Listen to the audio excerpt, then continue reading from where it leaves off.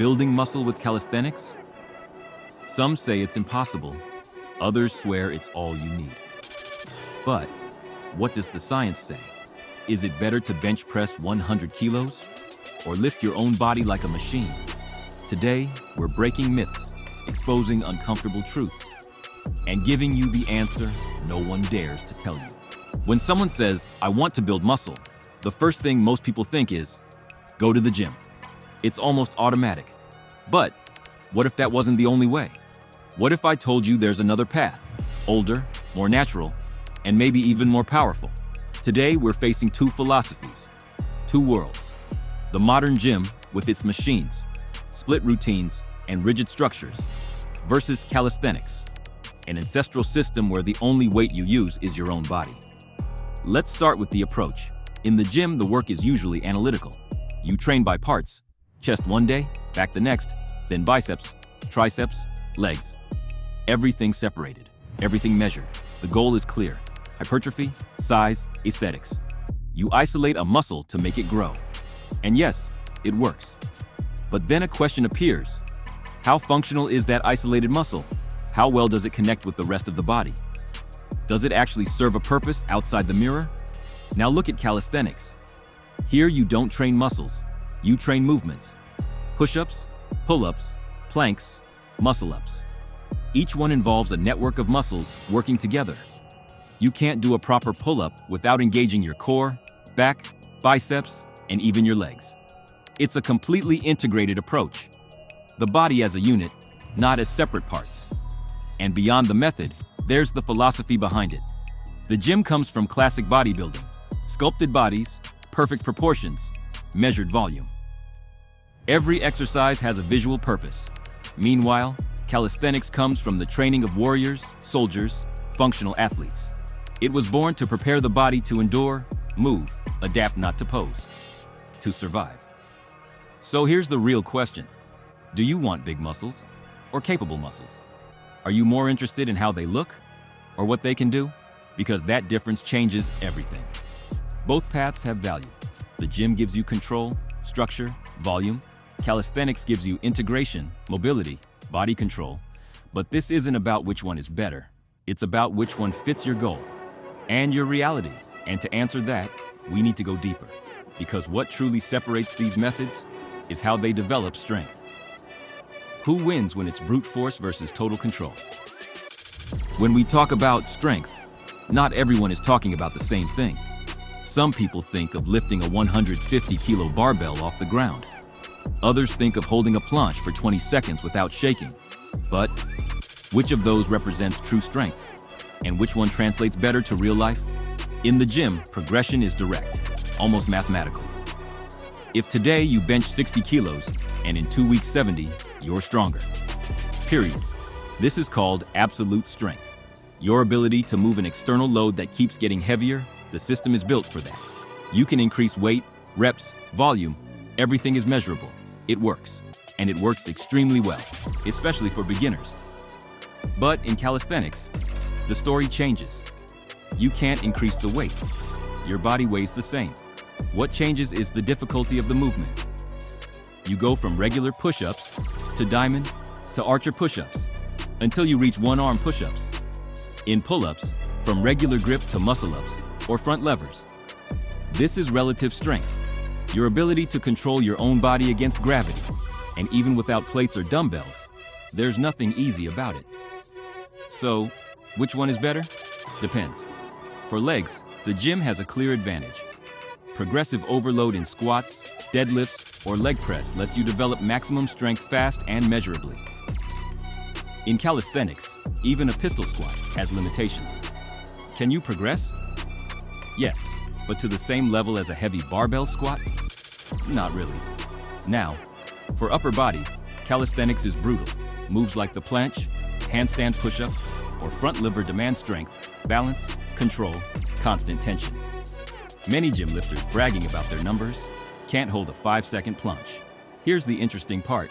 Science has shown that for beginners, both the gym and calisthenics can produce the same strength gains during the first 6 to 12 months. The difference comes later, when you start specializing. Want to lift more weight? The gym gives you the straight path. Want to move like a ninja with steel muscles? Calisthenics is your map. And if you combine both, that might be the key to reaching your full potential. But there's something beyond strength. How does that training turn into real, visible, aesthetic muscle? Because being strong is great, but if it doesn't show, what's the point? This is where most people think they already know the answer. If the goal is to build muscle, everyone points straight to the gym. Benches, barbells, curls, supersets, drop sets. The language of hypertrophy sounds like iron. And yes, for decades the gym has been the temple of big physiques. But does calisthenics really fall behind? Or are we simply not looking deep enough? To understand this, you have to go to the root of what creates muscle growth. Three main factors: mechanical tension, metabolic stress, and controlled muscle damage. And here's the uncomfortable truth. Both methods can generate all three stimuli. They just do it in different ways. In the gym, progressive overload is easier to apply. You want bigger delts? Add weight to your overhead press. You want more defined quads? Increase the load on the leg press. You can isolate the muscle, focus on it, burn it out with controlled sets. Everything is at your disposal. Angles, machines, pulleys, plates. Meanwhile, calisthenics forces you to be more creative. You can't just add weight, you must make the movement harder. And even though that sounds limiting, it comes with a huge benefit. Every rep requires constant tension, body control, and complete neuromuscular engagement. That's why advanced calisthenics athletes have dense, defined, compact, aesthetically powerful physiques. And look at this. Olympic gymnasts, who train almost exclusively with body weight, develop physiques many bodybuilders envy: wide backs, round arms, carved torsos, all without touching a dumbbell. Why? Because they master their body to the point of turning it into a growth machine. But there are limitations. In calisthenics, the legs are usually the weak point. It's hard to generate intense stimulus for the quads or glutes using only body weight. Even a pistol squat, challenging as it is, doesn't match the load you can achieve with a heavy barbell squat. That's why many pure calisthenics athletes have dominant upper bodies and less developed legs. This is where the idea of a hybrid approach starts making a lot of sense, taking the best of both worlds. The gym's ability to isolate and overload, and the constant functional full-body tension of calisthenics. And now, a new question appears. Which method is kinder to your body? Which one punishes your joints? And which one strengthens them over time? The answer isn't as obvious as you think. So far, we've talked about strength, muscle, and aesthetics. But there's a question almost nobody asks soon enough. What real effect does your training have on your joints, tendons, and long-term physical health? Because it's not just about lifting more or looking better. It's about how long you can sustain that progress without breaking yourself on the inside. In the gym, the risk usually comes with the load. More weight equals more stress on your joints. A 120-kilo squat can strengthen your legs, yes, but it can also compress your lumbar discs and stress your knees if your form isn't perfect. And that's not rare. Many train without guidance, with inflated egos and terrible posture. The result? Chronic injuries that show up months or even years later. That's why guided machines exist, to control range of motion and minimize errors. But those same machines, although safer, can also force you into movement paths that don't match your body. What protects can also limit. Now, let's go to calisthenics. Here, there are no plates or barbells. You work with your own weight. That might sound more natural, less impact, more fluid. But careful. Don't confuse low external load with low risk. Advanced calisthenics movements like the planche, front lever, or handstands generate massive lever forces concentrated on specific points: wrists, elbows, shoulders. Did you know a full planche can generate up to 6 times your body weight in tension on your shoulders? Yes, you're not lifting weights, but your body becomes one. However, calisthenics has a major advantage: proprioception. Training with your body develops a sharper sense of control, balance, and stability. That means that over time, you can prevent injuries because you learn to move well. Not just to lift weight, but to move the way your body was designed to. Another point in its favor: mobility. Calisthenics movements, when done correctly, demand full ranges of motion. That keeps your joints healthy, open, mobile. While many gym users do half reps, half squats, and give their knees and hips a half lifespan. But if you have previous injuries, if you're coming back from surgery, or if you're already over 40, the gym can offer extremely useful tools, progressive loads, precise control, and professional assistance. It all depends on how you train, not just where. So, which method is kinder to your body in the long run? Maybe it's not the one with less impact, but the one that teaches you to move better. And speaking of movement, which method burns more calories? Which one helps more with fat loss and improving body composition? This is where a lot of people get it wrong. They think burning fat means running on a treadmill or killing themselves in the gym with endless sessions. Others believe calisthenics is lighter, softer, and therefore less effective. But is that really true? Let's go with what science says. Calorie burn doesn't depend only on the method. It depends on intensity, time under tension, the type of exercise, and, most importantly, how much effort it takes to keep your body moving. A classic weight training session in the gym, with rests between sets, usually burns 300 to 500 calories per hour. But a well-structured calisthenics circuit, HIIT style, can shoot up to 700, even 900 calories per hour if you push it hard. Push-ups, mountain climbers, jump squats, burpees, no stopping, no waiting for machines, no letting your guard down. And here's a detail almost nobody considers, and it makes a big difference. EPOC, or excess post-exercise oxygen consumption translation. It's the calories you keep burning after finishing your workout.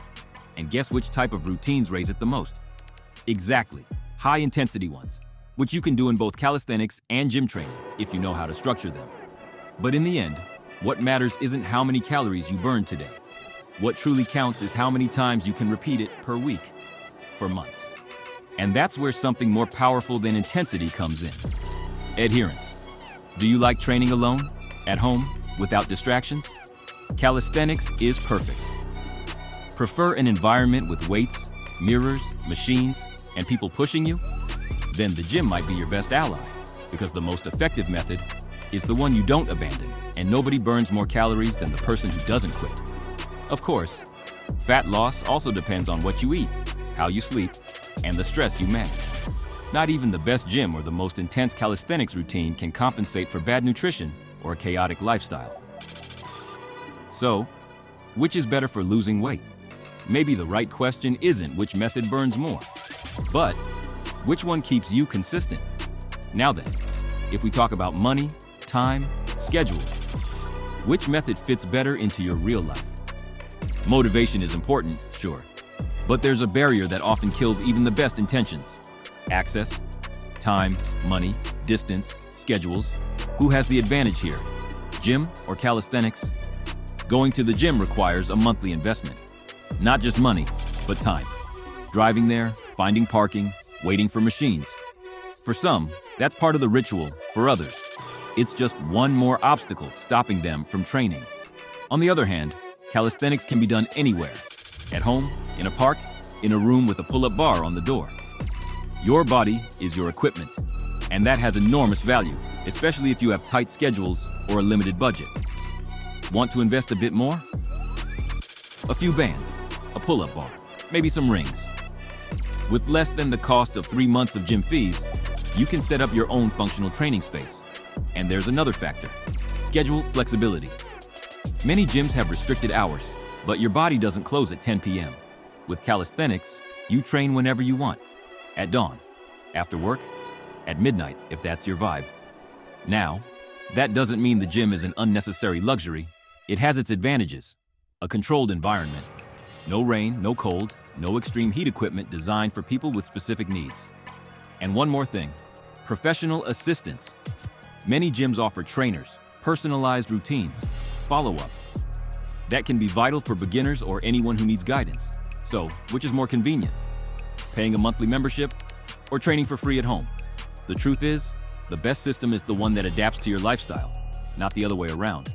And if you still don't know which one fits you, wait until you hear what happens in your mind and motivation when you choose one or the other. Now we enter a quiet but decisive territory. The hardest muscle to train isn't in your body, it's in your mind. And that's where the gym and calisthenics play with completely different rules. The gym offers structure, order, rhythm. You know why you're going, how long you'll stay, what exercises you'll do. You have machines, routines, and often trainers who guide you that can be reassuring. For many, it's exactly what they need to stay on track. And there's also the commitment factor. If you paid the monthly membership, you'd better show up. That external pressure can turn into internal motivation. But there's a hidden side, the environment. Not everyone feels comfortable in a space full of mirrors, noise, and people watching. Some freeze up feeling judged, especially beginners, people lifting less weight, or those who don't yet master technique. Calisthenics, on the other hand, offers freedom. You can train alone, without pressure, in the space you choose. That creates autonomy and a different kind of motivation. You don't train because you paid. You train because you decided to. And that changes your relationship with exercise. Plus, calisthenics has something the gym rarely provides: skill progression. It's not just about lifting more weight. It's about learning to do new things with your body. Your first pull-up, your first muscle-up, holding a handstand. Those small wins generate real dopamine, and that hooks you. It keeps you coming back. And let's not forget something science has already proven. Training outdoors reduces cortisol, improves mood, and strengthens the mind-body connection. Something as simple as exercising under the sun or surrounded by trees can boost your energy and your consistency. But of course, it's not all that simple. Discipline also gets tested when no one is watching. Will you be able to train alone, with no schedule and nobody telling you what to do? There's no absolute winner here. Some people need external structure to get started. Others just need a space to reconnect with their body and mind. So the big question is, which environment inspires you to keep going? Which method aligns with how you think? So, what's better for building muscle? Calisthenics or the gym? The truth is, there's no single answer, because the best system isn't the trendy one, nor the one influencers use. It's the one that works for you. If you're chasing maximum strength, progressive overload, and precise control, the gym is your best tool. It lets you train specific muscles, adjust loads with precision, and measure every bit of progress. But if your goal is to develop functional strength, body control, mobility, and skills that translate into real movement, calisthenics is a brutal path. It makes you strong from the inside out, with less impact, more awareness, and total freedom. And what if you combine both? That's where something powerful emerges. A balanced, strong, functional, aesthetic physique. For those over 40, the priority is clear: preserve muscle mass, improve mobility, and avoid injuries. Both methods can achieve this if properly adapted, but the key isn't the system. It's the consistency with which you apply it. For beginners, don't obsess over choosing the best method. Choose the one you can start today with what you have, and that excites you enough to repeat tomorrow. That's worth more than any perfect routine. So don't look for an absolute answer. Look for a strategy that fits you. Now, if you truly want to protect your progress, avoid injuries, and keep your body strong for years, you need to see this. In this video, I revealed the 11 most popular exercises that are silently destroying your knees and spine. Exercises everyone does, but that might be holding you back. Click now and find out if you're making them too.